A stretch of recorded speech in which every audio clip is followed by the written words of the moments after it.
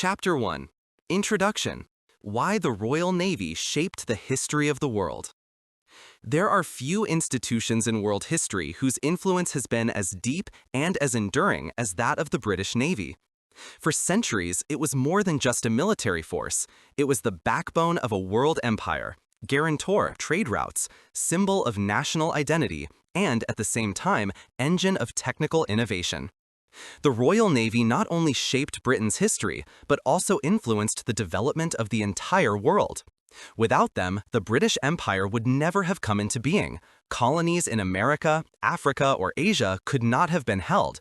Industrialization and globalization would have taken place in a different form. Great Britain, an island kingdom with a longing for the sea. The starting point was unique. Great Britain is an island. Whoever controls the sea also controls the approaches to this land. Early on, the rulers realized that a strong fleet was not only useful, but essential for survival. While powerful armies marched on the continent, it was crucial for England, and later Great Britain, to control the sea routes. This was the only way to fend off invasions and, at the same time, protect one's own trade. This geographical fate formed a mentality. The British saw themselves as a seafaring people who could conquer the seas with courage, technology, and organization. From defense to expansion. Initially, it was a matter of bare survival, protecting the coasts from Vikings, French, or Spaniards. But over time, the role of the fleet changed. A purely defensive weapon became an instrument of expansion. Under the Tudors, the construction of a permanent fleet began, which not only defended coasts, but also confronted opponents on the open sea. Under Elizabeth I, the Navy became a tool of national politics. The victory over the Spanish Armada in 1588 became a myth that continues to have an impact today. In the 17th century, England fought against the Netherlands for supremacy at sea, and won. This is how an island power became an aspiring maritime power. Fleet as the basis of the empire. In the 18th and 19th century, the Royal Navy was the undisputed strongest fleet in the world. It was the foundation of the empire on which the sun never sets, the world empire that stretched from Canada to Australia, from India to Africa. It protected the trade routes across the Atlantic and Indian Oceans. She escorted the ships of the East India Company, which were carrying spices, tea, cotton, and opium. It secured colonies against attacks by other powers. Without the Royal Navy, the empire would never have been possible. It was the invisible net that held the world together. War power and symbol. But the Navy was not only a tool of trade, it was also a war machine of tremendous power. From Trafalgar, 1805, to Jutland, 1916, it fought the great naval battles of modern times. At the same time, it became a symbol of national strength. Anyone who served in uniform was considered a hero. Sailors were sung about in songs. Admirals like Nelson became legends. For the British population, the fleet was more than a military. It was a piece of identity, a guarantor of security and pride. Innovation. The history of the Royal Navy is also a history of innovation.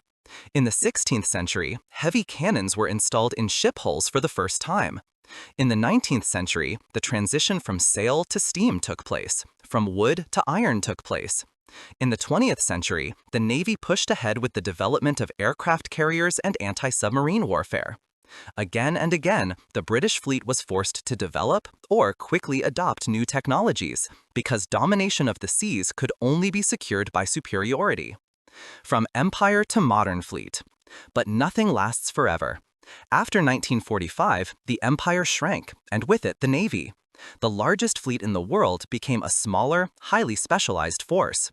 Today, Britain no longer has dozens of battleships, but it does have state-of-the-art aircraft carriers, nuclear submarines, and high-tech frigates. The Navy is still a global player, albeit with more modern means. Their importance today lies less in imperial expansion than in security policy, deterrence, and international missions. Why the Royal Navy made history. The history of the British Navy is the story of rise and change. It shows how closely maritime power and world power are linked, and how an island empire could become the largest colonial power in the world. Without the Royal Navy, there would be no British Empire, no Pax Britannica of the 19th century, no global networking in its current form. It was a motor, symbol, and instrument of power, and is therefore a key to understanding world history. In the following chapters, we dive deep into the centuries of British naval history. We start with the beginnings in the Middle Ages, when England was still fighting for its survival, and trace the path to the present day, where the Royal Navy leads high-tech operations in global missions. Chapter 2. Beginnings in the Middle Ages. From the Anglo-Saxon fleet to the Tudors. Before the Royal Navy became the formidable naval power that would later span entire continents, its origins were more modest, marked by improvised fleets, coastal protection, and arduous attempts to understand the sea as a strategic space. The history of the British Navy in the Middle Ages is a story of defensive battles against Vikings, of conflicts with the Scots, French, and Dutch, and of the first steps towards a fleet that was to be more than just a makeshift. The Anglo-Saxon period, Vikings as a threat. As early as the early Middle Ages, the English kings recognized the importance of a naval force. The Viking raids from the 9th century onwards forced them to do so. Entire villages along the coast were looted, monasteries burned down, and the population terrified. King Alfred the Great, 849 to 899, is considered one of the first to systematically build up a fleet. His ships were larger than those of the Vikings, and were intended to place them on the open sea. Even though they did not yet operate in organized numbers, this was a decisive step. The sea was no longer seen only as a border, but as a defensive area. The Middle Ages, from coastal defense to instrument of war. After Alfred, the fleet remained an intermittent project. Often there was a lack of resources, sometimes even the interest of the kings. But in times of threat, ships were always resorted to. Among the Normans, who had come by sea themselves in 1066, the awareness developed that England was only safe if it controlled the sea routes. William the Conqueror owed his victory at Hastings to his ability to bring an army safely across the English Channel, a lesson that has not been forgotten in English history. Later, during the 100 Years' War, 1337 to 1343, the importance of the fleet became apparent again.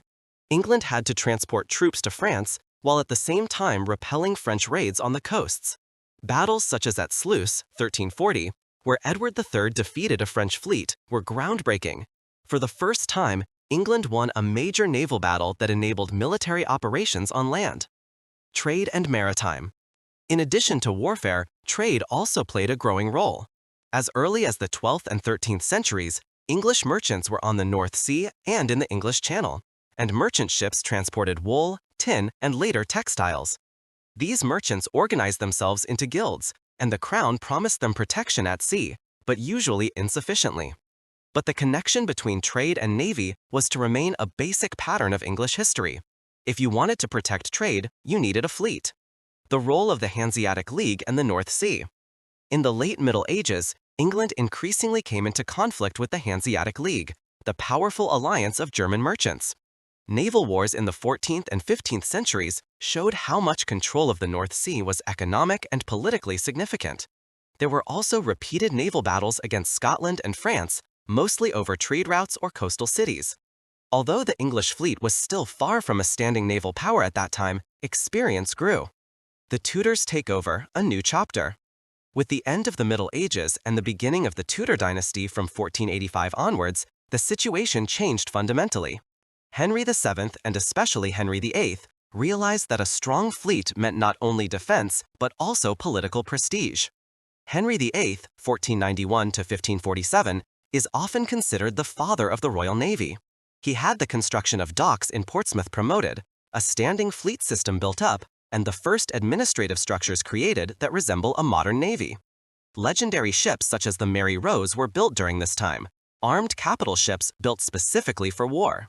For the first time, England had a fleet that was not only assembled ad hoc for war, but existed permanently. This was the beginning of the real history of the Royal Navy. Significance of the medieval experience. Even though the medieval fleet was often small and disorganized, it laid the foundations for its later strength.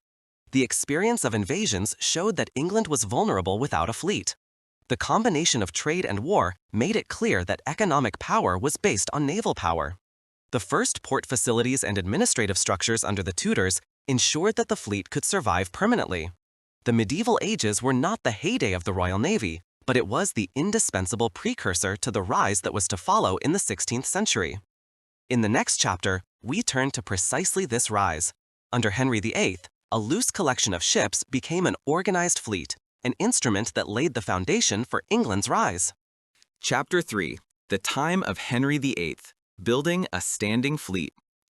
If you were looking for a turning point in the history of the British Navy, you inevitably end up with the reign of Henry VIII, 1509 to 1547.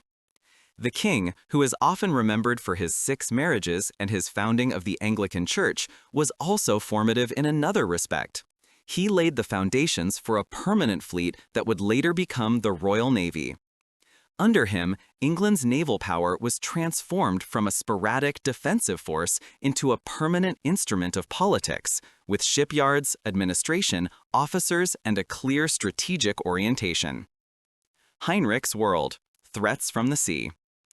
At the beginning of the 16th century, England was by no means the dominant power on the seas. Spain and Portugal led the way in the Age of Discovery. Their ships sailed to America, Africa, and India. France was a constant threat, and even Scotland posed a risk due to its close alliance with France, the Old Alliance. For Henry VIII, it was clear that if England wanted to survive and play a role in Europe, it had to become stronger at sea. Above all, the danger of a Franco-Scottish invasion across the English Channel was real. The construction of shipyards and dock facilities. Heinrich invested massively in the expansion of the infrastructure. One of the first dry docks in Europe was built in Portsmouth, which made it possible to maintain ships regularly. Other ports were also expanded, so that England had a base to maintain a fleet permanently. This development was revolutionary. For the first time, naval power was determined not only by the number of ships, but also by the ability to keep them operational in the long term. Ships for war, not just for transport. Until the 15th century, many ships used in war were actually merchant ships that were armed if necessary. Henry changed that. He had warships built that were designed for combat from the beginning. The most famous example is the Mary Rose, commissioned in 1511. Equipped with heavy cannons, it was a symbol of the new English naval power. Although it sank in 1545 during a battle against the French, its construction marked the beginning of a new era. The revolution of the onboard cannons. One of the greatest innovations of this time was the systematic armament of ships with cannon batteries in the ship's sides. This made it possible to fire entire broadsides in battle instead of using only a few guns on deck. This fundamentally changed seafaring. Naval wars were no longer decided primarily by boarding maneuvers, but by firepower. England played a pioneering role here that was to shape its fleet for centuries to come. Administration and organization. Heinrich knew that a fleet needed not only ships, but also administration. He founded institutions such as the Navy Board, which was responsible for finances, supplies, and equipment. In addition, a separate officer caste began to emerge, which was professionally prepared for service at sea. These structures ensured that the fleet did not disintegrate after each war, but existed permanently, a decisive basis for the later Royal Navy. War experiences. Henry's fleet was tested in several conflicts.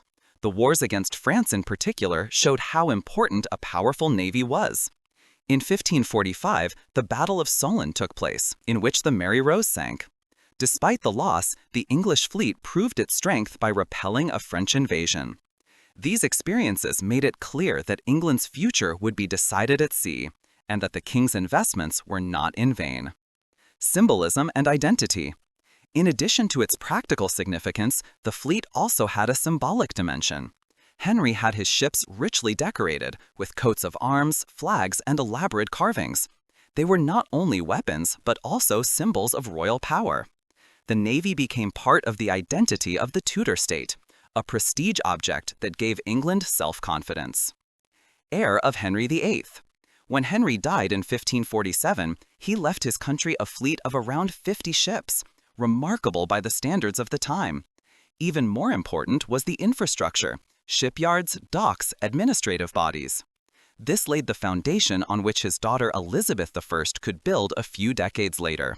Under her, the fleet was to celebrate its first great triumph, the victory over the Spanish Armada in 1588.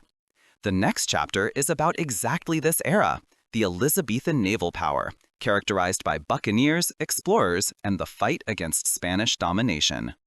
Chapter 4. Elizabethan Naval Power, Pirates, Explorers, and the Armada, 1588.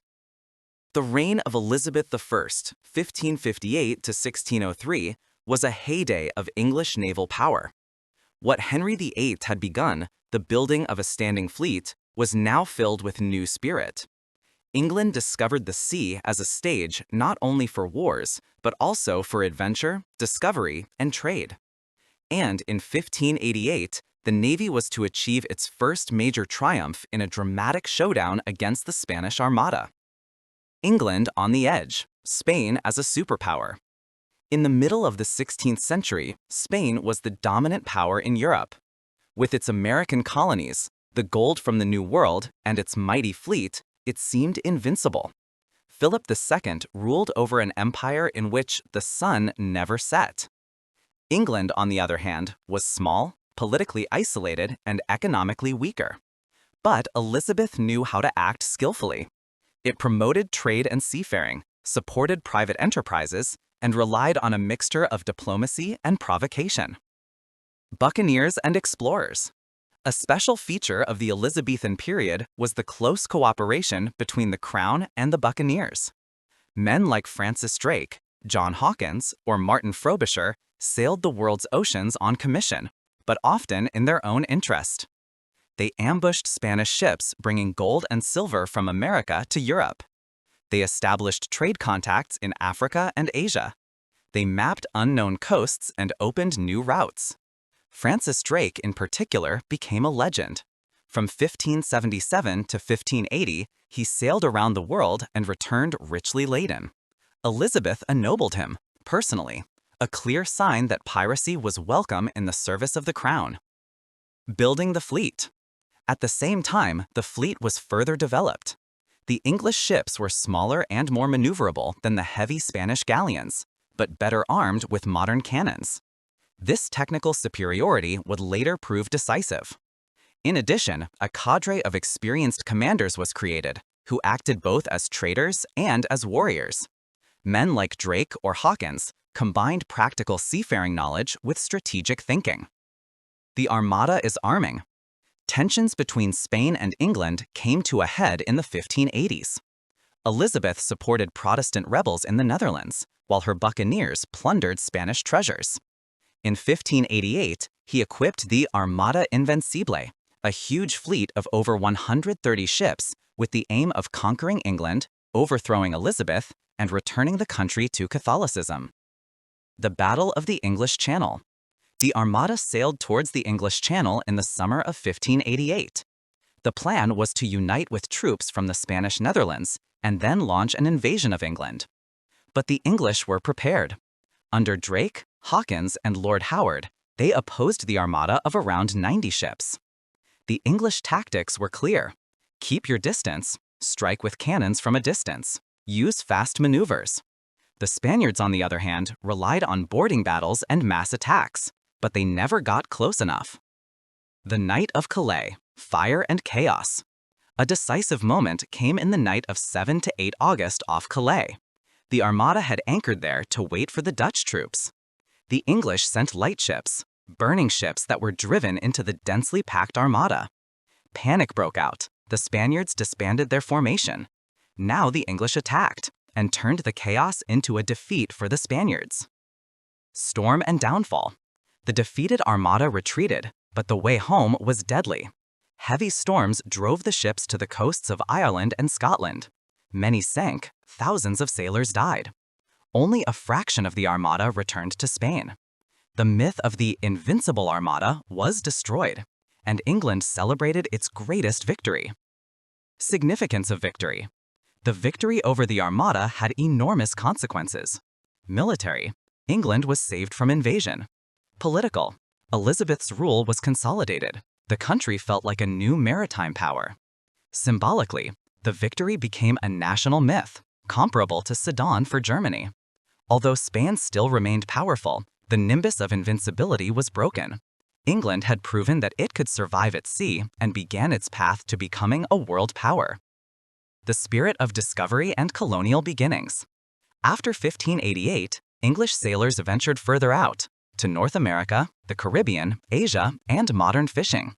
These undertakings were still modest, often failing, but they laid the foundation for later colonial empires. The Navy played a double role. It was a protective power for the merchants, and at the same time, a weapon in the fight against the established powers. The Elizabethan era was thus the first major appearance of the English fleet on the world stage. In the next chapter, we see what happened under the Stuarts, with civil war, naval wars against the Netherlands, and the first real steps towards global dominance. Chapter 5: The Navy under the Stuarts, Civil War and First Naval Wars. After the brilliant victory over the Spanish Armada in 1588, England was at the beginning of its rise to sea power. But the path was by no means straightforward. With the accession of the Stuarts to the throne in 1603, the role of the fleet changed. It became a plaything between royal power, parliament, religion, and trade. In this era, which was marked by civil war and international rivalries, the foundation was laid for the systematic expansion of the Navy as a strategic instrument. James I and the First Stuart years. When Elizabeth I died in 1603, James VI of Scotland succeeded her as James I of England. With him, the Stuart era began. James was an intellectual, not so much a warrior, and he showed limited interest in a strong fleet. Nevertheless, the Navy remained important, especially because of the expanding trade. Merchants of the East India Company, founded in 1600, sailed as far as India and Southeast Asia, accompanied by warships to protect them from pirates and hostile powers. But the Navy was underfunded and often neglected. Many ships fell into disrepair, and England risked losing its hard-won lead. Charles I and the ship money. Under Charles I, 1625 to 1649, the Navy became a controversial issue in domestic politics. The king wanted to finance a strong fleet to stand up to France and Spain, but the Parliament often refused the funds. Charles then resorted to a controversial measure, the ship money tax. Originally, this was a special levy for coastal cities in times of war, but Charles levied it nationwide and without the approval of Parliament. This led to protests and became one of the factors that eventually led to the English Civil War, 1642 to 1651. The Navy in the Civil War. The Navy played a decisive role in the Civil War. The majority of the fleet sided with the Parliament, not the king. This was a heavy blow to Charles I because controlling the sea routes meant control over supplies and trade. The parliamentary fleet blocked royalist ports, prevented foreign support, and secured supremacy at sea. In doing so, she made a decisive contribution to the victory of the parliamentary army. When Charles I was executed in 1649 and Oliver Cromwell proclaimed the Republic, Commonwealth, the fleet was also under Republican control. James II and the First Stuart years. When Elizabeth I died in 1603, James VI of Scotland succeeded her as James I of England. With him, the Stuart era began. James was an intellectual, not so much a warrior, and he showed limited interest in a strong fleet. Nevertheless, the Navy remained important, especially because of the expanding trade. Merchants of the East India Company, founded in 1600, sailed as far as India and Southeast Asia, accompanied by warships to protect them from pirates and hostile powers. But the Navy was underfunded and often neglected. Many ships fell into disrepair, and England risked losing its hard-won lead. Charles I and the ship money. Under Charles I, 1625 to 1649, the Navy became a controversial issue in domestic politics. The king wanted to finance a strong fleet to stand up to France and Spain, but the Parliament often refused the funds. Charles then resorted to a controversial measure, the ship money tax. Originally, this was a special levy for coastal cities in times of war, but Charles levied it nationwide and without the approval of Parliament. This led to protests and became one of the factors that eventually led to the English Civil War, 1642 to 1651. The Navy in the Civil War. The Navy played a decisive role in the Civil War. The majority of the fleet sided with the Parliament, not the king. This was a heavy blow to Charles I because controlling the sea routes meant control over supplies and trade. The parliamentary fleet blocked royalist ports, prevented foreign support, and secured supremacy at sea. In doing so, she made a decisive contribution to the victory of the parliamentary army. When Charles I was executed in 1649 and Oliver Cromwell proclaimed the Republic, Commonwealth, the fleet was also under Republican control. Oliver Cromwell and the naval power. Cromwell recognized the importance of a strong navy for England's future. Under his leadership, the fleet was considerably strengthened, not only as a weapon of war, but also as a protecting power for trade and expansion. Cromwell's policy was directed primarily against the Netherlands, which was Europe's leading trading and maritime power at the time. The rivalry for control of the sea routes led to the First Anglo-Dutch Naval Wars, 1652 to 1654. The Netherlands had the largest merchant fleet in the world in the 17th century. Their ships transported spices, textiles, and other goods from all over the world to Europe. England saw itself increasingly disadvantaged and issued the Navigation Act of 1651, which allowed trade with English colonies only for English ships. This was a direct provocation against the Dutch and led to war. The naval battles, for example at Kentishnok and Schveningen, were fiercely fought. In the end, England was able to gain advantages through the size and organization of its fleet. The Treaty of Westminster in 1654 did not bring a clear winner, but England had proven that it could fight on an equal footing with the Netherlands. Restoration and new conflicts. After Cromwell's death in 1658, the Republic collapsed, and in 1660, the monarchy was restored. Charles II returned as king, but the Navy remained strong and now became a tool of royal power politics. Under Charles II and his brother James II, there were further naval wars against the Netherlands. In the Second and Third Anglo-Dutch Wars, 1665 to 1667 and 1672 to 1674, both sides fought bitterly for supremacy in Europe. One of the most famous episodes was the raid on the Medway in 1667, when the Dutch penetrated into the River Medway and destroyed English ships, a bitter blow to the pride of the Royal Navy. Administration and organization. During this time, the organizational structures of the Navy were further developed. The Admiralty was strengthened as an authority. Ship types were standardized, especially the mighty ships of the line that formed the core of the fleets. Officer careers were professionalized so that the Navy was led less by nobles and more by experienced sailors. The Navy developed into a permanent institution, no longer dependent solely on the personality of the king, but as an integral part of the state. The time of the Stuarts was an era full of upheavals, civil war, republic, restoration, and at the same time the first major international naval wars. England was not yet the undisputed maritime power, but it was well on its way. Chapter 6. The Rise to World Power, Naval Wars Against the Netherlands. In the 17th century, England entered a new phase in its naval history, the bitter struggle with the Netherlands for supremacy at sea. These conflicts, which were fought in several naval wars, had a lasting impact on the development of the Royal Navy. They turned a regional fleet into a great power that not only defended the coasts, but also had global ambitions. The Netherlands as a rival. In the 17th century, the Netherlands was the leading trading and maritime power in Europe. With their East India Company, VOC, they dominated the spice trade in Asia, while their West India Company controlled colonies in the Caribbean and America. Their merchant fleet was huge, and their sailors were considered the most experienced in the world. England, whose economy was aspiring, saw itself increasingly disadvantaged. The trade in colonies, raw materials, and luxury goods promised enormous profits, and England did not want to be excluded from it. The Navigation Act of 1651. The decisive step was the Navigation Act, which Oliver Cromwell issued in 1651. It stipulated that goods from the colonies could only be transported on English ships or on ships of the country of origin. This put Dutch traders, who had previously taken over a large part of the transport, at a massive disadvantage. This measure was an economic declaration of war and led directly to the First Anglo-Dutch Naval War, 1652 to 1654. The First Naval War, 1652 to 1654.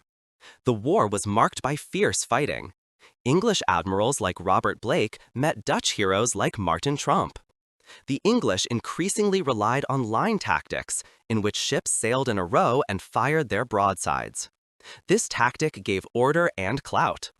The Dutch, on the other hand, relied on their maneuverability and tried to circle the enemy. In the end, the English were able to gain advantages thanks to their stronger fleet. The Treaty of Westminster in 1654 confirmed the Navigation Act, and thus England's claim to control of its trade routes. Second Naval War, 1665 to 1667. After the Restoration under Charles II, the conflict flared up again. This time, the English were more confident and better prepared. Major battles such as the Four-Day Battle of 1666 showed the dimension of these conflicts. Hundreds of ships, tens of thousands of sailors, days of fighting, the naval war became the greatest test of strength of the time. Despite English victories, the Royal Navy suffered one of the most bitter defeats in its history, the raid on the Medway. Dutch ships penetrated deep into English waters, destroyed numerous ships, and even captured the Royal Charles. It was a national humiliation and a wake-up call for the further expansion of the Navy. Third Naval War, 1672 to 1674. The Third Naval War was dominated by European alliance policy. England allied itself with France against the Netherlands, but the Dutch fleet under Admiral Michiel de Ruyter proved tough. Important naval battles such as Solebay, 1672, or Texel, 1673, prevented the defeat of the Netherlands. The war ended without a clear winner, but the English had learned that a naval power could only be maintained in the long term with massive fleet strength. Consequences for the Royal Navy. The naval wars against the Netherlands had profound consequences for the development of the Royal Navy. Tactics and strategy. The introduction of liner tactics became the standard and shaped seafaring until the 19th century. Shipbuilding. Ships of the line with heavy guns became the core of the fleet. Standardization facilitated maintenance and deployment. Organization. The Admiralty became a central institution that coordinated the construction, financing, and deployment of the fleet. National self-image. England began to see itself as an emerging maritime power that could compete with the best. Transfer of supremacy. While the Netherlands was still the leader in the 17th century, it became apparent that England would gain the upper hand. The larger population, the growing economy, and the stronger industrial base gave the English advantages. The competition between the two states was fierce, but it paved the way for England's rise and for the decline of Dutch maritime power. After the naval wars against the Netherlands, England was not yet unchallenged, but it had established itself. In the 18th century, the Royal Navy was now to compete against new rivals, especially France and Spain. This epic, from Marlborough to the 7 Years' War, finally made England the leading maritime power in Europe. Chapter 7. 18th Century, from Marlborough to 7 Years' War. The 18th century was the age in which the Royal Navy finally became the dominant maritime power in Europe. In this century, England, later Great Britain after the union with Scotland in 1707, fought relentlessly against its rivals, especially France and Spain. Naval wars were no longer just accompanying episodes, but increasingly decided the outcome of entire world conflicts. From the wars under the Duke of Marlborough to the triumphant outcome of the 7 Years' War in 1763, a British naval power was formed that shaped trade, colonies, and world politics. Early 18th century, War over the Spanish Succession. At the beginning of the century, the War of the Spanish Succession, 1701 to 1714, was raging. The death of the childless Spanish king Charles II triggered a dispute over his inheritance. France and Austria claimed succession, and soon all of Europe was involved in the conflict. For England, it was clear. Too close a connection between Spain and France could not be allowed. Such an alliance would have threatened the sea routes and colonies. The Royal Navy played a central role in this war. It blocked French ports. It protected its own trade routes to America. It secured Gibraltar, 1704, which is still British today. The conquest of Gibraltar was of enormous strategic importance. From there, Britain was able to control access to the Mediterranean, an advantage that was to last for centuries. Interwar period, growth of the merchant fleet. After the Treaty of Utrecht, 1713, Great Britain was able to expand its merchant fleet. The trade in sugar, tobacco, and slaves flourished. During this phase, the Navy served less for warfare and more for the protection of expanding maritime trade. But it was also clear that France remained the great rival. Tensions arose again and again, and the Navy had to be ready at all times. War for Jenkins' Ear and the War of the Austrian Succession. In 1739, the War for Jenkins' Ear broke out between Great Britain and Spain, named after a British captain whose severed ear was used as a propaganda reason for war. The Royal Navy also played a key role here. Major naval operations in the Caribbean, such as the attack on Cartagena, demonstrated the global reach of British naval power, even if not all operations were successful. This war was soon combined with the War of the Austrian Succession, 1740 to 1748. France entered the scene, and the conflict spread. The Royal Navy again blockaded French ports and supported operations overseas. A significant victory came in 1747 at the Battle of Cape Finisterre, when Admiral Anson destroyed French supply convoys. Such victories weakened France's ability to supply its colonies. The 7 Years' War, 1756 to 1763. The 7 Years' War is often considered the first real world war. It has been conducted in Europe, North America, the Caribbean, Africa, and India. For Great Britain, this was the decisive test, and the moment in which the Royal Navy proved its supremacy. The role of the Navy. It blocked French ports and cut off France from its colonies. It ensured the transport of British troops to North America. It destroyed French naval units, for example in the Battle of Lagos, 1759, or at Quiberon Bay, 1759. North America. In North America, the Navy supported British land operations. The Siege of Quebec in 1759, which led to the British victory, would not have been possible without the support of the fleet. India. The Royal Navy was also decisive in India. It secured supplies for the troops of the East India Company and prevented France from strengthening its colonies there. Annus Mirabilis, the Miracle Year 1759. The year 1759 went down in British history as the Annus Mirabilis. That year, the Royal Navy won several decisive victories that sealed France's defeat. The Battle of Quiberon Bay in November 1759 is considered one of the most important moments. Admiral Hawke destroyed a large French fleet there and finally prevented an invasion of England. With this victory, it was clear: Great Britain controlled the seas. Consequences of the 7 Years' War. The Treaty of Paris in 1763 brought enormous gains to Great Britain. Canada fell from France to Great Britain. India became the British sphere of influence. In the Caribbean, Great Britain received valuable sugar islands. France, on the other hand, lost large parts of its colonial empire. Spain also had to make concessions. Britain had thus risen to become the undisputed world and maritime power, a status it was to hold for over a century. The 18th century was the time of the Royal Navy's rise to global power.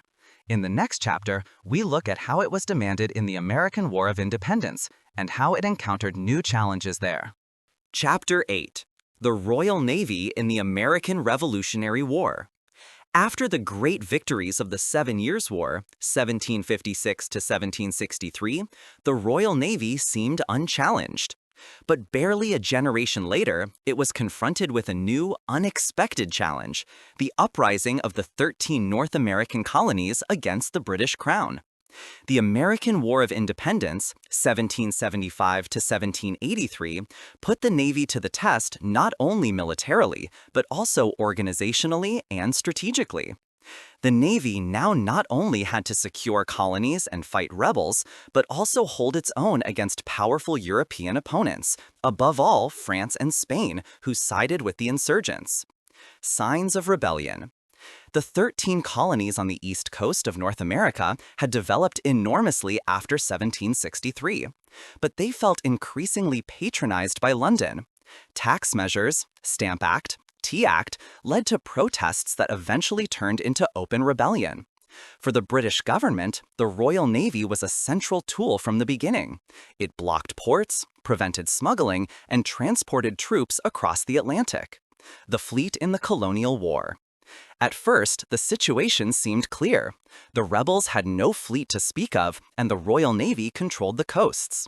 It enforced blockades and supported the British land forces. But the vast interior of North America could not be controlled by sea power alone.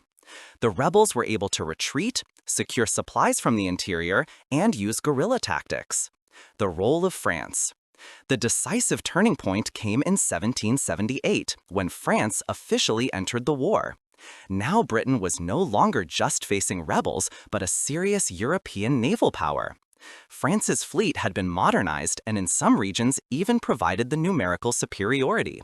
Fierce fighting broke out in the Caribbean, the Atlantic, and the Indian Ocean. Naval battles and blockades. The Royal Navy had to spread its forces over several theaters of war. North America, blockades of rebel ports such as Boston or later Yorktown. Caribbean, battles for sugar islands which were of enormous economic importance. India, clashes with the French Navy and its allies. One of the most important naval battles took place in 1781 at the Chesapeake Bay. The French fleet under Admiral de Grasse defeated the British fleet and prevented the dismissal of the British troops at Yorktown. This victory enabled the surrender of the British Army and thus the end of the war. Spain and the global dimension. Spain also entered the war in 1779, which further exacerbated the situation for Great Britain. Suddenly, the Royal Navy had to defend not only North America and the Caribbean, but also Gibraltar, which was besieged by Spanish troops. The Siege of Gibraltar, 1779 to 1783, became one of the longest sieges in history. It was only thanks to regular supply cruises by the Royal Navy that the fortress could be held, a sign of the strategic importance of this bastion. Problems of the Royal Navy. The war also revealed weaknesses. Overstretch. The Navy had to be present simultaneously in North America, the Caribbean, the Mediterranean, India, and off the British Isles. Organization. Supply problems, corruption, and poor coordination led to delays. Political leadership. London underestimated the rebels' determination and the danger of a Franco-Spanish alliance. Despite individual victories, the Royal Navy was unable to maintain the strategic initiative permanently. The Peace of Paris, 1783. With the capitulation of Yorktown in 1781 and the loss of important colonies, the war was practically decided for Great Britain. The Treaty of Paris in 1783 confirmed the independence of the United States. This was a bitter defeat for the Royal Navy. Although Gibraltar remained British and important possessions in the Caribbean could be held, the fleet had not achieved its goal of subjugating the colonies. Lessons from the war. The defeat had far-reaching consequences. Pressure for reform. The weaknesses in organization and leadership became apparent. In the decades that followed, the Navy modernized considerably. Vigilance. France had proven that it was still a dangerous naval power. World politics. The war made it clear that the Royal Navy had to think globally. Local superiority was not enough. The American War of Independence was a painful lesson for the Royal Navy, but the reforms that followed prepared her for her greatest test, the Napoleonic Wars, in which she was to celebrate her greatest triumph with Admiral Nelson. Chapter 9. Nelson and the Napoleonic Wars, Trafalgar and Naval Supremacy. At the beginning of the 19th century, Europe was in the grip of the Napoleonic Wars. France was at the height of its power, and Napoleon Bonaparte planned to finally shift the European balance in his favor. For Great Britain, this meant that the war had to be decided at sea. The Royal Navy had been reformed and strengthened after the experiences of the American War of Independence. Now she was to experience her greatest fame with Admiral Horatio Nelson, who became the epitome of British naval power. Napoleon's challenge. Napoleon knew that he could not defeat Britain with his army alone. As long as the Royal Navy dominated the sea, the island remained impregnable. Therefore, he developed plans for an invasion of England. To do this, however, he needed control of the English Channel, and that meant eliminating the British fleet, or at least outmaneuvering it temporarily. France therefore expanded its fleet and sought support from Spain. The Royal Navy around 1800. At that time, the Royal Navy was the largest fleet in the world, around 100 ships of the line and hundreds of smaller units. It was professionally organized, disciplined, and led by a corps of experienced officers. The sailors lived under harsh conditions. Crampedness, illness, and strict discipline characterized everyday life. But they also knew that they were part of a powerful institution that decided the fate of Europe. Horatio Nelson, rise of a hero. Horatio Nelson, 1758 to 1805, was a man associated with the Royal Navy like no other. Joining the fleet at an early age, he was characterized by courage, energy, and out-of-the-box thinking. Nelson was not a typical officer who rigidly adhered to regulations. He trusted in initiative, risked unusual maneuvers, and led his men by personal example. He achieved his first major victories in the 1790s. Battle of the Nile, 1798. Nelson destroyed the French fleet in Egypt and cut off Napoleon from the Middle East. Copenhagen. Despite adverse circumstances, he forced the Danish fleet to retreat, allegedly by ignoring an order and holding his blind eye against the signal pipe. These victories made him famous and prepared the ground for his greatest triumph. The Battle of Trafalgar. Napoleon's plan in 1805 was bold. A Franco-Spanish fleet was to break through the British blockades, secure the canal, and facilitate an invasion. On October 21, 1805, the fleets met at Trafalgar on the Spanish coast. Nelson led 27 British ships of the line against 33 Franco-Spanish. Instead of sailing parallel to the enemy line as usual, Nelson attacked in two columns, directly through the enemy formation. This risky maneuver broke the order of the opponents and led to a chaotic hand-to-hand fight, which the British won. The victory was overwhelming. 22 Franco-Spanish ships were captured or sunk. The British did not lose a single one. But Nelson himself fell. He was mortally wounded by a French bullet, but still lived to see the moment of victory. His last words, "Thank God, I have done my duty," became legendary. Aftermath of Trafalgar. The Battle of Trafalgar was more than just a victory. Military. Napoleon's plans to invade England had finally failed. Strategic. Great Britain retained naval supremacy, was able to secure its colonies and conduct trade. Symbolically, Nelson became a national hero, Trafalgar a myth of British history. Napoleon remained powerful on land, but his fleets were broken. From then on, Great Britain was able to erect blockades undisturbed and weaken France economically. The blockade strategy. After Trafalgar, the Royal Navy relied on blockades. French ports such as Toulon and Brest were monitored. Ships were prevented from leaving and trade was prevented. This strategy was less spectacular than Trafalgar, but just as effective.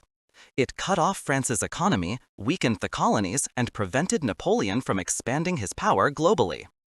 Global War. The Royal Navy did not only fight in Europe. In the Caribbean, it took French and Spanish colonies. In India, it secured British supremacy. On the Atlantic, it protected convoys against French privateers. Everywhere it became clear that without control of the sea routes, Napoleon could not supply his armies with resources. Britain's naval supremacy. At the end of the Napoleonic Wars in 1815, Great Britain was the victor, and the Royal Navy was the undisputed mistress of the seas. The victories, especially Trafalgar, had shown that discipline, tactics, and professionalism were the key to naval supremacy. Britain was now able to secure a Pax Britannica for a century, supported by its superior fleet. The victory over Napoleon marked the beginning of the golden age of the Royal Navy. In the 19th century, it was to become a global force for order, protector of trade, guarantor of empire, and symbol of British power. But new challenges also awaited: technological revolutions and the transition from sail to steam. Chapter 10. The Royal Navy in the 19th Century, Pax Britannica, and Colonial Rule. After the victory over Napoleon in 1815, Britain began an era that was later called the Pax Britannica. For almost a century, the Royal Navy remained the undisputed ruler of the world's oceans. Their ships cruised from the Caribbean islands to India, from Gibraltar to Hong Kong. It was not only a military tool, but also a guarantor of trade, guardian of the colonies, and a symbol of British world power. The world after 1815. With the Treaty of Vienna, 1815, France was weakened, Spain and Portugal lost importance, and the Netherlands concentrated on trade. Britain, on the other hand, was at the height of its power. The Royal Navy controlled the main bases: Gibraltar, Malta, Cape Town, St. Helena, Singapore, and many others. These coal stations made it possible to deploy ships worldwide and to secure supplies at any time. Policemen of the world's oceans. The Navy was no longer just a navy, but also a force for order. It enforced trade rights, fought piracy, and intervened in conflicts. Piracy. In the Mediterranean, the Caribbean, and off Africa, the Royal Navy smashed pirate nests. Slave trade. After the abolition of the slave trade in 1807, British ships patrolled West Africa to stop illegal transports. Trade protection. The Navy escorted convoys, protected merchants, and made the world's oceans safer. For many nations, the British fleet meant stability, but also dependence on British supremacy. Colonial rule and expansion. The Royal Navy was the backbone of the growing British Empire. In India, it secured the coasts and supplied the armies of the East India Company. In the Pacific, it enabled the colonization of Australia and New Zealand. In China, it played a key role in the Opium Wars, 1839 to 1842, 1856 to 1860, which gave Britain trade advantages and access to ports such as Hong Kong. Without the Navy, the empire would not have been possible. It was the invisible net that connected colonies and motherland. Technological revolution. The 19th century was also an age of rapid technical changes. From sail to steam. The first steamships complemented the traditional sailing ships. They were more independent of the wind and could maneuver more reliably. From wood to iron. In the 1850s, experiments began with iron hulls, which were more stable and resistant. Armament. Cannons became stronger, more precise, and could be mounted in tank turrets. The Royal Navy invested huge sums of money to keep its fleet up to date. In this way, it was able to secure its supremacy. Wars of the 19th century. Although the century was comparatively peaceful, the Navy was used several times. Crimean War, 1853 to 1856. Together with France, the Royal Navy blockaded Russian ports on the Black Sea and supported operations against Sevastopol. Indian Rebellion, 1857. The Navy transported troops and helped put down the uprising. Second Opium War, 1856 to 1860. British ships bombed Chinese cities and enforced trade rights. These operations showed that the Navy not only fought against great powers, but above all served to enforce colonial interests. The two-power standard doctrine. Towards the end of the century, thinking about the role of the fleet changed. In 1889, the British Parliament passed the Naval Defence Act, which established the so-called two-power standard. The Royal Navy was to be as strong as the next two largest fleets combined. This was an expression of the British self-image. The fleet was not only protection, but life insurance for the empire. Social significance. In Great Britain itself, the Navy was omnipresent. Hero worship. Nelson remained the national hero. Monuments such as Nelson's Column in London symbolized pride. Culture and literature. Novels, songs, and plays praised the deeds of British sailors. Recruitment. Many young men joined the fleet, attracted by a thirst for adventure, patriotism, or simply economic hardship. The Navy was an integral part of the national self-confidence. Challenges on the horizon. But towards the end of the century, new rivals emerged. Germany, the USA, and Japan began to build their own modern fleets. With the construction of battleships such as the Dreadnought in 1906, the balance of power was soon to shift. But still, in the 19th century, the Royal Navy was unchallenged. She had laid the foundations of the Pax Britannica, an era in which the British Lion ruled the world's oceans. In the next chapter, we'll take a closer look at this technological revolution, the transition from sail to steam, from wood to iron, and the birth of modern battleships that would fundamentally change naval history. Chapter 11. Technological Revolution. From sail to steam, from wood to iron. For the Royal Navy, the 19th century was not only the age of global supremacy, but also an era of enormous technical upheavals. The Navy, which Napoleon had defeated at Trafalgar with sailing ships and wooden ships of the line, had to completely reinvent itself within a few decades. The transition from sail to steam, from wood to iron, and finally the development of battleships and armored ships revolutionized warfare at sea. The Royal Navy was not only faced with opportunities, but also with enormous challenges. First steps into steamship. As early as the 1820s, engineers were experimenting with steam engines on ships. Initially, they were small paddle steamers, which were mainly used for river and coastal transport. For the Royal Navy, the question was, can steamships also survive in war? Advantage: they were independent of the wind and could maneuver precisely. Disadvantage: the early steam engines were heavy, inefficient, and vulnerable. They also needed coal, which required new supply structures. In the 1830s, the first steam-powered warships were introduced, often as hybrids with sails. Screw drive instead of paddle wheels.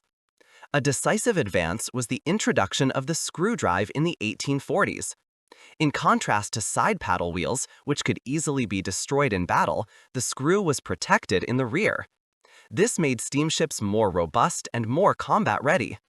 The Royal Navy began to equip more and more ships with screw propulsion, a development that soon became standard. From wood to iron. At the same time, the question of the material arose. Traditionally, warships were built of wood, but with the more powerful cannons of the 19th century, wood became increasingly inadequate. The solution was iron.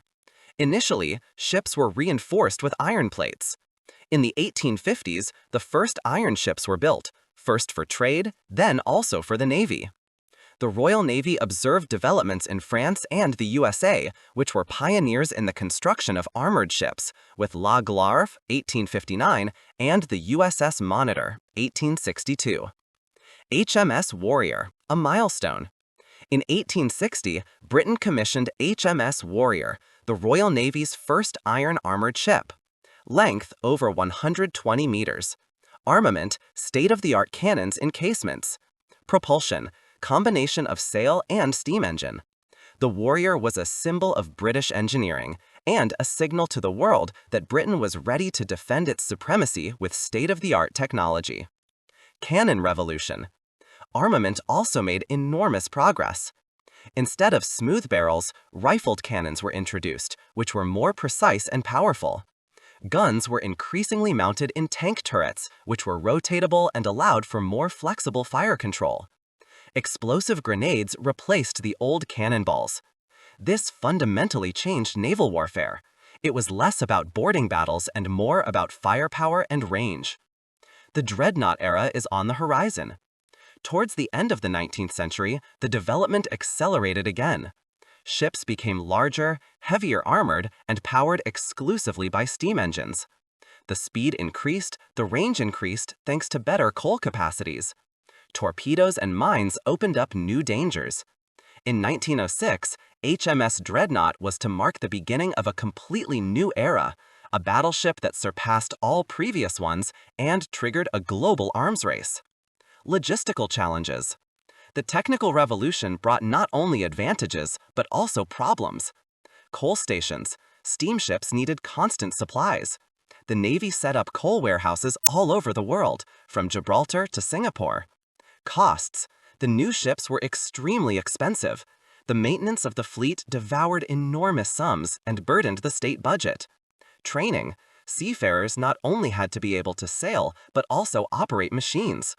The Royal Navy had to create new training paths. Rivals are catching up. While the Royal Navy was unchallenged for a long time in the 19th century, other powers began to catch up. France modernized its fleet and experimented with armored ships early on. From the 1890s onwards, Germany, under Kaiser Wilhelm II, built up an ocean-going fleet that was to compete directly with Great Britain. The USA and Japan emerged as new maritime powers. This made it clear that technical superiority had to be constantly renewed in order to maintain the lead. Symbol of modernity. The Royal Navy in the 19th century was not only a military force, but also a symbol of the progress of industrialization. Ships such as HMS Warrior, or later Dreadnought, embodied technology, power, and national greatness. They made it clear that naval power no longer depended only on courage and tactics, but on industry, science, and technology. The technical revolution set the stage for the 20th century and for the great conflicts that were to come. In the next chapter, we turn to the First World War, in which the Royal Navy experienced its greatest showdown since Trafalgar: blockade, submarine warfare, and the massive Battle of Jutland. Chapter 12: The Royal Navy in World War I, Jutland, and the Blockade of Germany. When World War I broke out in 1914, the Royal Navy was still the largest and most powerful fleet in the world. For decades, it had maintained the two-power standard, i.e., to be stronger than the next two largest fleets combined. But times had changed. Since the 1890s, the German Empire had built up a modern deep-sea fleet, the Imperial Navy, which posed a serious threat with state-of-the-art battleships and cruisers. The First World War was thus decided not only on land in the trenches, but also at sea, through blockades, mines, submarines, and a huge naval battle that went down in history as the Battle of Jutland. The starting point in 1914. At the beginning of the war, Britain had over 20 modern Dreadnought-class battleships, as well as numerous cruisers, destroyers, and submarines. Germany had fewer ships, but they were technically on an equal footing. The Royal Navy had two main objectives: securing the British Isles against a possible invasion, sealing off Germany with a naval blockade to paralyze its economy and supplies. The Blockade of Germany. As early as 1914, the Royal Navy began a comprehensive long-distance blockade. Instead of cruising directly in front of German ports, the British patrolled further out in the Norwegian Sea to intercept German ships. The blockade had an effect. Germany could hardly import raw materials and food. The population increasingly suffered from supply bottlenecks. The economy was massively weakened. This strategy was decisive for the outcome of the war in the long term, even if it was less spectacular than major battles. The German answer: U-boat warfare. Since the Imperial Navy was inferior to the Royal Navy in open naval battle, Germany increasingly relied on U-boats. German U-boats attacked merchant ships in order to interrupt British supplies. In 1915, U-20 sank the passenger steamer Lusitania, which caused international outrage and turned the USA against Germany. The unrestricted submarine war from 1917 onwards brought Great Britain to the brink of a supply crisis at times. The Royal Navy responded with convoy systems, mine barriers, and new defense methods, a decisive step in containing the submarine threat. The Battle of Jutland, 31st May to 1st June 1916. The largest naval battle of the war took place in the North Sea in 1916. On the British side, the Grand Fleet under Admiral Jellicoe with over 150 ships. On the German side, the High Seas Fleet under Admiral Scheer with about 100 ships. The battle began when German reconnaissance ships met British cruisers. Soon, the main fleets faced each other. Ports. At first, the Germans achieved success with precise fire. Several British cruisers exploded. But when the entire Grand Fleet marched up in battle formation, the German fleet had to retreat. During the night, the Germans managed to retreat, but without breaking the British blockade. Result: losses. The British lost more ships, 14, than the Germans, 11. Strategic: Great Britain retained naval supremacy. From then on, the German deep-sea fleet remained blocked in the ports. Jutland was not a clear victory, but proof that the Royal Navy could maintain its dominance. Secondary theaters of war. The Royal Navy was also active in other regions: Mediterranean, support for the Dardanelles campaign and protection of sea routes to Egypt and India. Atlantic, hunt for German cruisers that threatened trade routes, for example, the Battle of the Falkland Islands in 1914. Colonies, conquest of German possessions in Africa and the Pacific. Thus, the global reach of British naval power was once again demonstrated. The end of the war. In 1918, Germany was badly battered by blockade and submarine warfare. The High Seas Fleet had remained largely inactive, which led to frustration among the sailors. The Mutiny of Kiel in November 1918 was a decisive trigger for the German Revolution. In the armistice, Germany had to surrender its fleet. Most of the ships were sunk by their own crews in Scapa Flow in 1919 to avoid falling into British hands. Significance of the war for the Royal Navy. World War I brought several lessons to the Navy.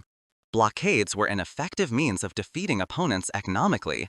U-boats had opened up a completely new dimension of naval warfare. Battleships remained important, but their role was questioned, as Jutland did not bring a clear breakthrough. Great Britain emerged victorious, but the dominance of the Royal Navy was no longer as unchallenged as it had been in the 19th century. The USA and Japan emerged as new naval powers. After 1918, the Royal Navy was at a turning point. It was still powerful, but disarmament treaties, economic problems, and new rivals took its toll. In the next chapter, we will see how the Navy dealt with these challenges in the interwar period. Chapter 13. The Interwar Period. Disarmament and Challenges.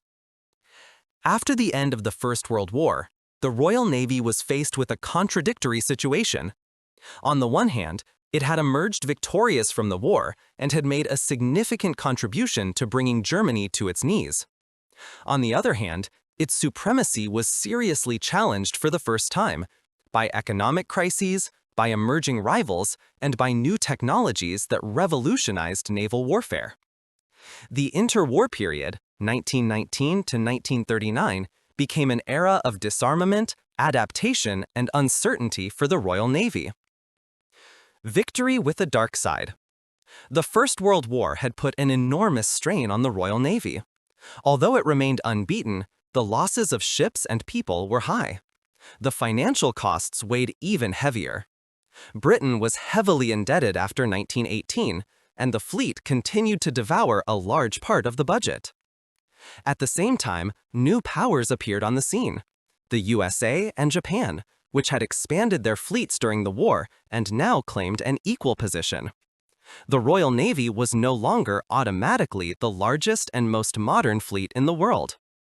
The Washington Naval Treaty, 1922. In order to avoid a ruinous arms race, the great powers agreed in Washington in 1922 to limit the size of the fleet. The main points: ratio of battleships, USA 5, Great Britain 5, Japan 3, France 1.75, Italy 1.75. Ban on the construction of new capital ships over 35,000 tons. Limitation of armament to 406mm guns. For Britain, this came as a shock. For the first time in centuries, it accepted not to be the sole ruler of the seas, but to share the top position with the United States. Economic problems. The 1920s were marked by economic crisis. The maintenance of a global fleet became increasingly difficult. Many older ships have been decommissioned, shipyards have been shut down, and personnel have been reduced.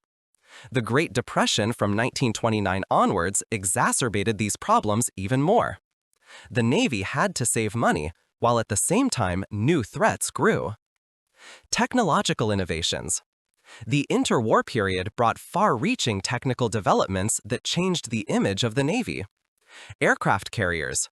Initial trials with converted ships such as the HMS Furious or the HMS Courageous showed that aircraft could play a central role in the future. Submarines.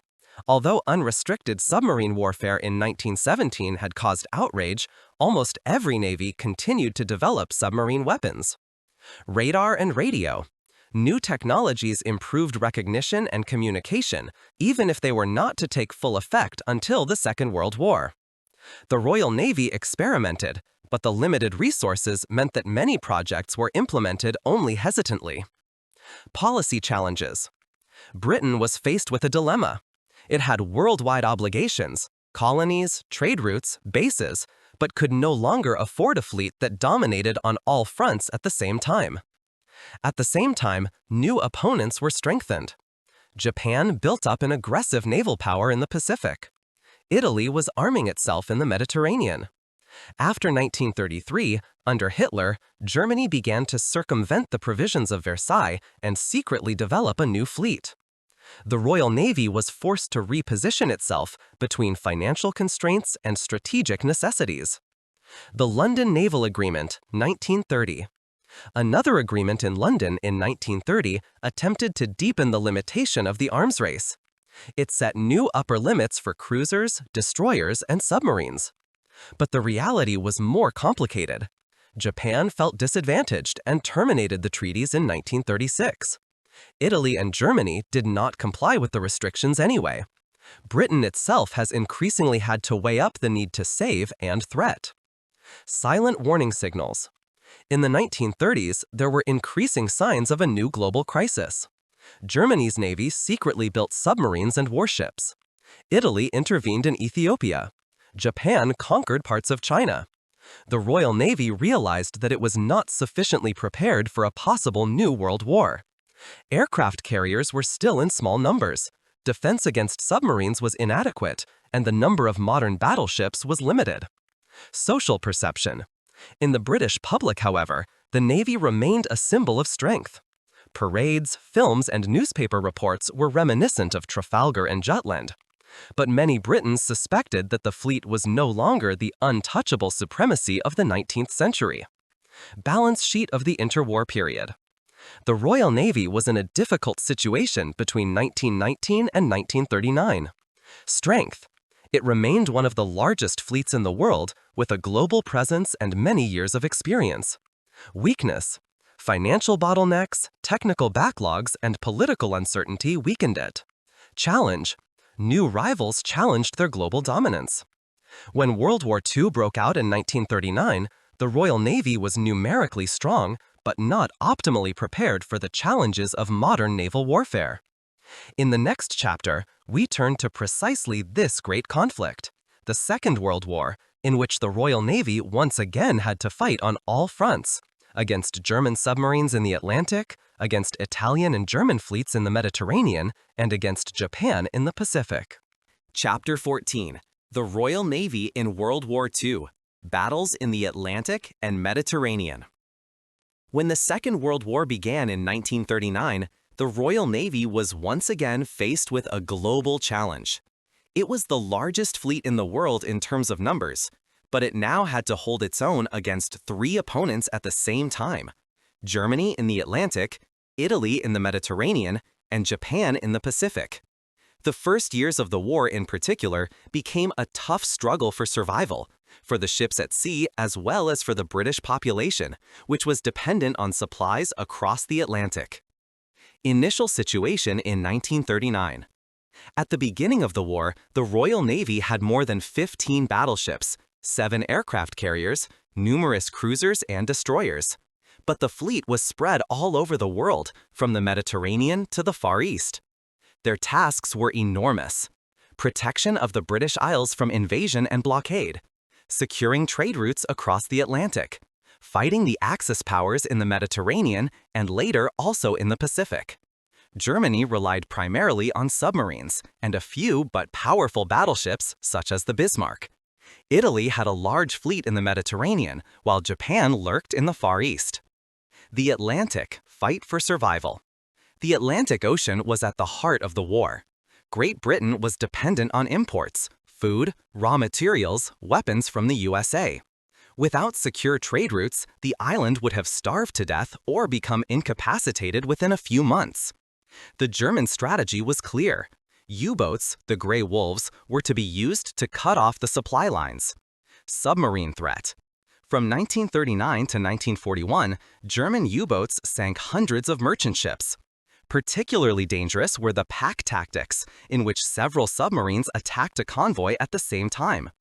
The British population felt the consequences: rationing, supply bottlenecks, fear. Retaliatory action. The Royal Navy developed several defense methods. Convoy system. Merchant ships sailed in groups escorted by warships. Sonar, ESTIC, helped locate submarines underwater. Hedgehog and depth charges, new anti-submarine weapons. Air support, long-haul aircraft closed gaps in the Atlantic. The fight remained fierce, but gradually the Navy gained the upper hand. The hunt for the Bismarck. A spectacular chapter was the sinking of the German battleship Bismarck in May 1941. The Bismarck, the most modern ship of the Kriegsmarine, sank the British flagship HMS Hood in the Denmark Strait. As a result, one of the largest sea chases in history began. Almost the entire home fleet and numerous aircraft were mobilized. On 27 May 1941, Bismarck was sunk after heavy hits and torpedo attacks. This victory was a psychological turning point. The Royal Navy showed that it could cope with even the most modern opponents. The Mediterranean, war for the lifelines. Meanwhile, an equally fierce battle raged in the Mediterranean. This was about control of the Suez Canal and the supply routes to North Africa. Italian fleet. The Italian Navy was numerically strong, but often used cautiously. Important operations. Taranto, November 1940. In a night attack, British aircraft from HMS Illustrious destroyed several Italian battleships. This attack is considered a model for Pearl Harbor. Malta. The island was a key point. The Royal Navy supplied Malta despite the heaviest attacks, a symbol of perseverance. North Africa. The fleet transported troops and supplies while disrupting German and Italian convoys to Libya. New weapons and tactics. The war brought an enormous boost to innovation. Aircraft carriers became central weapons. They could attack enemy ships from a long distance. Radar revolutionized naval warfare because it could locate ships and aircraft even at night and in bad weather. Special operations, such as the mini-submarines in the attack on the Tirpitz, showed the variety of British tactics. Global presence. The Royal Navy fought not only in the Atlantic and Mediterranean, but also in Arctic. Convoys to Murmansk supplied the Soviet Union. These voyages were extremely dangerous due to submarines, ice, and air raids. Far East. After 1941, Japan entered the war. The Royal Navy suffered heavy losses, such as the sinking of the Prince of Wales and Repulse. This finally made the war global. Victory in the Atlantic. By 1943, the Royal Navy had managed to turn the tide in the Atlantic with the help of the U.S. Navy. Improved tactics, more escort ships, and the deciphering of the German Enigma code led to the containment of the submarine threat. The victory in the Atlantic secured the lifeline to Great Britain, a prerequisite for the Allied invasion of Normandy in 1944. Balance. During the Second World War, the Royal Navy once again showed its versatility. In the Atlantic, rescue of British supplies. In the Mediterranean, control of the Suez Canal and support for the African campaign. Global, deployment in the Arctic, Indian Ocean, and Far East. But the Navy paid a high price. Thousands of sailors lost their lives. Hundreds of ships were lost. With the victory in 1945, the Royal Navy was still one of the largest fleets. But its role had changed. The US now had the most powerful navy in the world, and Britain was facing a period of retreat. In the next chapter, we look at how the Royal Navy held its own in decolonization and the Cold War. Chapter 15. Decolonization and the Cold War. From world power to regional power. The victory in the Second World War was a triumph for the Royal Navy, but it also marked the end of an era. Britain had fought on all fronts and made a decisive contribution to victory, but the war had exhausted the country economically. With decolonization and the rise of the USA and the Soviet Union as a superpower, the role of the British Navy changed fundamentally. From the undisputed world power fleet, it transformed into a highly specialized but limited regional power, integrated into the Western alliance system of the Cold War. Economic and political framework conditions. After 1945, Great Britain was heavily indebted, many cities were destroyed, and the economy was on the ground. The maintenance of a global fleet as in the 19th century was no longer possible. At the same time, decolonization began. India gained independence in 1947, followed later by many colonies in Africa and Asia. This also dwindled the need and the justification for a navy that was present everywhere. The Royal Navy had to redefine itself, no longer as a global force for order, but as part of a Western defense alliance. The end of the East of Suez policy. Until the 1960s, the Navy maintained bases in Asia, for example in Singapore, Hong Kong, and the Persian Gulf, but the costs were enormous. In 1968, the British government officially announced the retreat east of Suez. This made it clear, in the future, Great Britain would no longer act as a global but as a regional maritime power, with a focus on Europe and the North Atlantic. Cold War, new tasks. During the Cold War, the focus shifted to the threat posed by the Soviet Union. The Royal Navy was given new tasks. Anti-submarine warfare. The Soviet Navy built up a large fleet of nuclear submarines. The Royal Navy had to secure convoys in the North Atlantic and monitor enemy boats. Nuclear submarines. In the 1960s, Britain developed its own nuclear submarines equipped with ballistic missiles. These Polaris boats formed the British nuclear deterrent. NATO commitments. The Royal Navy was a central part of NATO strategy, especially to secure the North Atlantic and access to Europe. The transformation of the fleet. Technical development radically changed the face of the Navy. Battleships. The once proud giants disappeared. The last British battleship class, the King George V, was decommissioned in the 1950s. Aircraft carriers. They took on the role of the main striking force.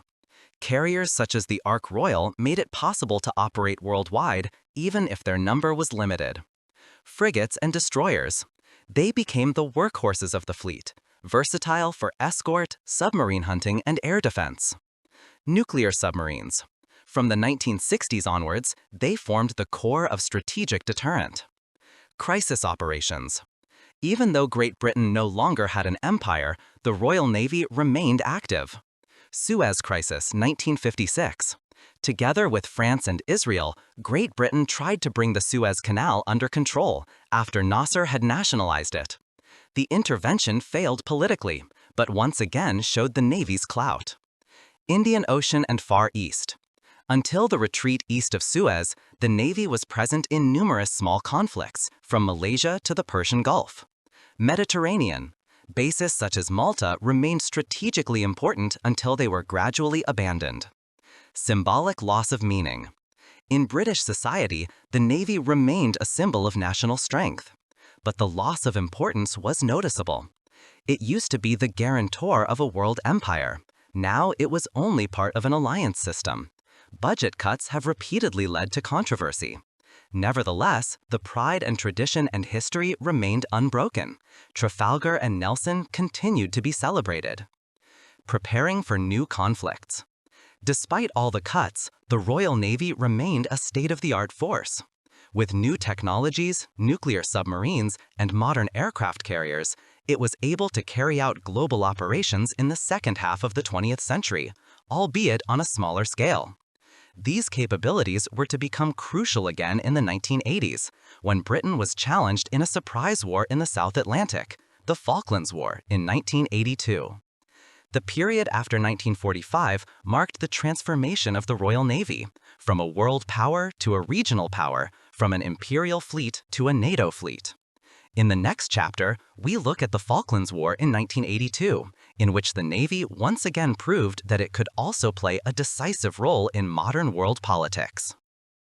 Chapter 16. The Falklands Crisis, 1982. Return to Effectiveness. The 1980s began in a period of retreat for the Royal Navy. Budget cuts, the liquidation of old ships, and uncertainty about Britain's future role had reduced the fleet. But in 1982, the Navy was put to the test in an unexpected conflict, and it passed the test impressively. The Falklands War showed that despite shrinking, the Royal Navy was still capable of conducting a major military operation and playing a decisive role in world politics. The Falkland Islands, a remote bone of contention. The Falkland Islands are located in the South Atlantic, about 12,000 kilometers from Great Britain, near the coast of Argentina. They had been under British control since the 19th century, but Argentina repeatedly laid claim to the archipelago, which it calls Islas Malvinas. On April 2, 1982, Argentina occupied the islands by surprise under the military junta of General Galtieri. For Great Britain, this was a challenge of national significance. Prime Minister Margaret Thatcher decided to retake the islands, and the Royal Navy became the heart of this mission. Operation Corporate, mobilization of a fleet. Within a few days, the Royal Navy assembled a task force to head south. Core of the task force: 2 aircraft carriers, HMS Hermes and HMS Invincible, equipped with Harrier vertical takeoff aircraft. Several destroyers and frigates as anti-aircraft and escort ships. Nuclear submarines for control of the sea area and deterrence. Landing ships for transporting troops and material. The fleet was supported by tankers, supply ships, and merchant ships, which were requisitioned and converted in the shortest possible time. The challenge was enormous. The fleet had to operate 12,000 kilometers with no significant bases nearby. Only on Ascension Island was there a stopover. First strikes, Battle of the South Atlantic. Already on the way, the Navy showed its effectiveness. On 2 May 1982, the nuclear submarine HMS Conqueror sank the Argentine cruiser ARA General Belgrano. More than 300 Argentine sailors were killed. The sinking had an enormous political effect. The Argentine fleet largely withdrew to its ports and hardly dared to undertake major operations. The Royal Navy had thus secured naval supremacy in the South Atlantic. The struggle for air supremacy. However, the greatest threat to the British fleet did not come from Argentine warships, but from their air force. Argentine jets, including Mirage and Skyhawk aircraft, repeatedly attacked the British fleet. Particularly dangerous was the use of Exocet missiles, which hit several ships. On 4 May 1982, an Exocet missile sank the destroyer HMS Sheffield, a heavy blow to the Navy. Other ships, such as the Coventry, Ardent, and Antelope, were also lost. The British Harrier jets proved to be flexible and effective, but their numbers were limited. The Navy had to improvise, use speed traps, and constantly react to new attacks. Landing and ground warfare. After naval supremacy was largely secured, the Navy began to land British troops on the Falklands. On May 21, 1982, British units crossed over San Carlo Bay. This resulted in heavy air raids that damaged several ships. The Navy ensured supplies, supported the land troops with artillery fire, and transported troops to the areas of operation. Without the logistical performance of the Navy, the reconquest of the islands would not have been possible. Victory and consequences. On June 14, 1982, the Argentine troops surrendered in Port Stanley. The war was decided after only 10 weeks, and Britain had won a surprising military victory. The Royal Navy had played a key role in this. It had made the long transport possible. She had secured naval supremacy. It had proven its effectiveness despite heavy losses. Significance of the Falklands War. The victory had several consequences. Political, Margaret Thatcher's government was strengthened. Confidence in Britain's military capabilities was restored. Strategic, the Navy proved that it could also carry out global operations in the modern world. Technological, the war showed the importance of aircraft carriers, nuclear submarines, and missile defense, lessons that shaped future fleet construction. However, the Navy also paid a high price. Over 250 British soldiers were killed, and numerous ships were lost. Symbolic victory. The Falklands War had not only military but also symbolic significance. At a time when Britain was seen as a declining power, the Navy showed that it was still capable of acting. The fleet was once again perceived as an instrument of national strength, a reminder that naval power had always been decisive in Britain's history. After the Falklands, a new phase of the Royal Navy began. Smaller but technologically state-of-the-art, embedded in NATO structures, and increasingly specialized. In the next chapter, we look at the development in the 21st century, from nuclear submarines to new aircraft carriers to global missions in a changed world order. Chapter 17. The Royal Navy in the 21st Century, High-Tech Fleet and New Missions. Entering the 21st century marked another phase of transformation for the Royal Navy. After the end of the Cold War, the old threat of the Soviet Union was gone, but new challenges took its place. Regional conflicts, terrorism, piracy, cyber attacks, and the rise of new great powers like China. The Royal Navy had to redefine itself, smaller than in previous centuries, but technologically advanced and flexible in order to remain capable of acting in an unpredictable world. Structural change after the Cold War. After 1990, the armed forces of Great Britain were reduced several times. The focus shifted from global dominance to multinational operations within the framework of NATO, UN, or coalitions. The Navy was no longer designed for large battles with rival fleets, but for rapid intervention operations anywhere in the world, supporting expeditionary forces, protection of trade routes and energy supply. This adaptation resulted in a fleet that was smaller but more specialized. New aircraft carriers, Queen Elizabeth class. A milestone in the 21st century was the introduction of the Queen Elizabeth class. HMS Queen Elizabeth 2017 and HMS Prince of Wales 2019 are the largest warships ever built for the Royal Navy. They serve as floating bases for F-35B stealth jets, helicopters, and drones. Equipped with state-of-the-art technology, they symbolize Great Britain's claim to be able to continue to project global power. In doing so, the Navy tied back to its old tradition of aircraft carriers, a lesson from the Falklands War. Nuclear submarines, silent giants. Today, the Royal Navy has some of the most modern nuclear submarines in the world. The Vanguard class carries the Trident strategic nuclear missiles and forms the nuclear deterrent of Great Britain. The Astute class specializes in hunting and reconnaissance, quiet and deadly. These submarines are the invisible backbone of Britain's security strategy and secure Britain's role as a nuclear power. Nuclear submarines, silent giants. Today, the Royal Navy has some of the most modern nuclear submarines in the world. The Vanguard class carries the Trident strategic nuclear missiles and forms the nuclear deterrent of Great Britain. The Astute class specializes in hunting and reconnaissance, quiet and deadly. These submarines are the invisible backbone of Britain's security strategy and secure Britain's role as a nuclear power. New destroyers and frigates. The Navy also relied on high-tech for surface ships. The Type 45 destroyers are equipped with state-of-the-art air defense to protect entire fleet formations from missiles and aircraft. The planned Type 26 frigate class is scheduled to enter service in the 2020s, specializing in submarine hunting and escort. This will allow the Navy to secure convoys and conduct multinational operations. Global missions. Although smaller, the Royal Navy has a global presence in the 21st century. Persian Gulf, protection of oil tankers and merchant ships, especially during tensions with Iran. Horn of Africa, fighting piracy off Somalia. Humanitarian aid, operations after natural disasters such as the tsunami in 2004 or earthquakes in the Caribbean. Counter-terrorism operations, supporting coalitions in Afghanistan and Iraq through a maritime presence.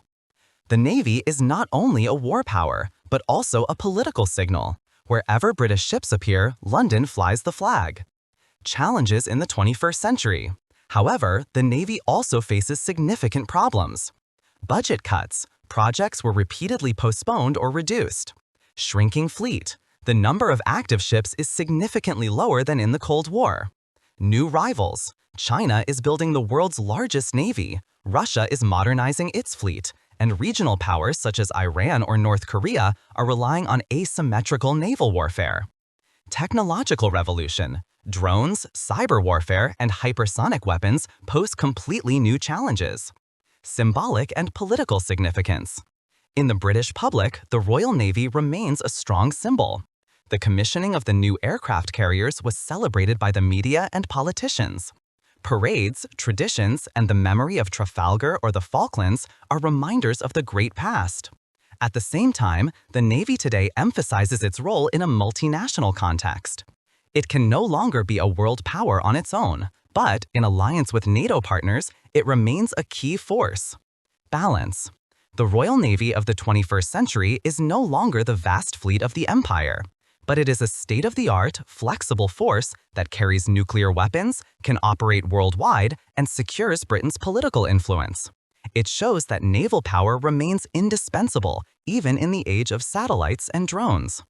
In the last chapter, we take stock. What is the legacy of the Royal Navy? What role does it play today, and why does it remain a key to Britain's history and identity? Chapter 18. Conclusion. Legacy and Significance of the British Navy. The history of the Royal Navy is the history of an entire country. Yes, in a way, the history of the world.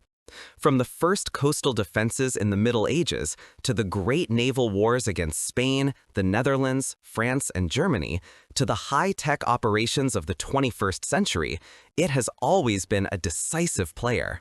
No other navy has shaped world history to such an extent over so many centuries. Naval power as the foundation of empire. Without the Royal Navy, the British Empire would never have been possible. It made it possible to protect the trade routes that connected colonies with each other. It ensured the transport of raw materials and goods, from tea from India to sugar from the Caribbean. It prevented invasions and guaranteed Britain's independence in times when the continental powers maintained gigantic armies. The sentence of the historian Julian Corbett, "Britain's army was a projectile fired by the Navy," aptly describes this role. The fleet was the foundation on which the empire rested. The Navy as a symbol of national identity.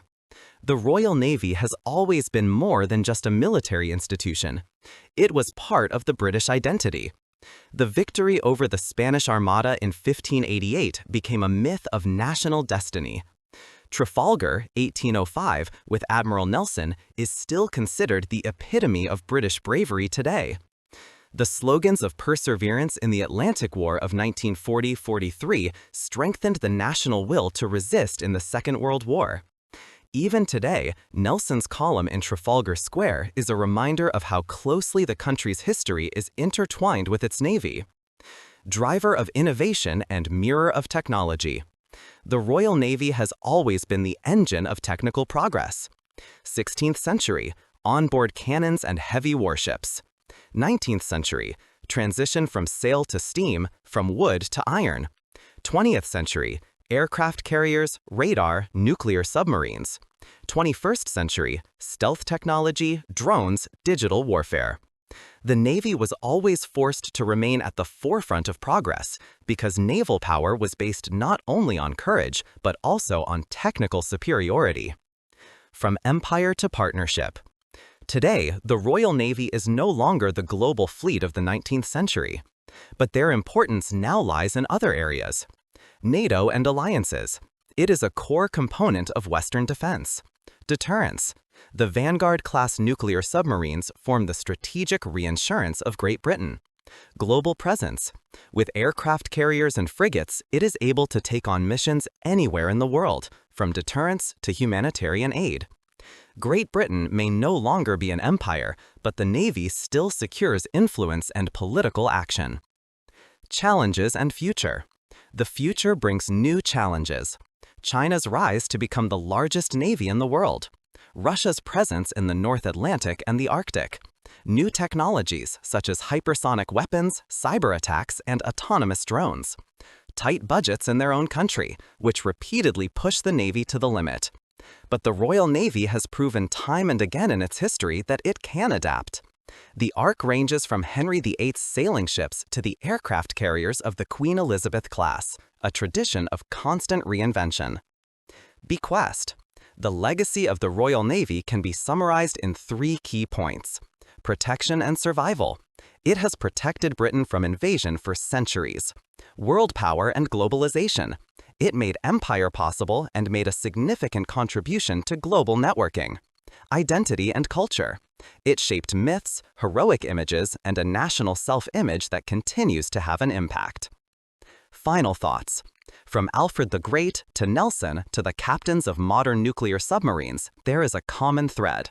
For Great Britain, the sea is more than just water. It is a habitat, border, and stage at the same time. The Royal Navy was the tool with which this island kingdom wrote its history.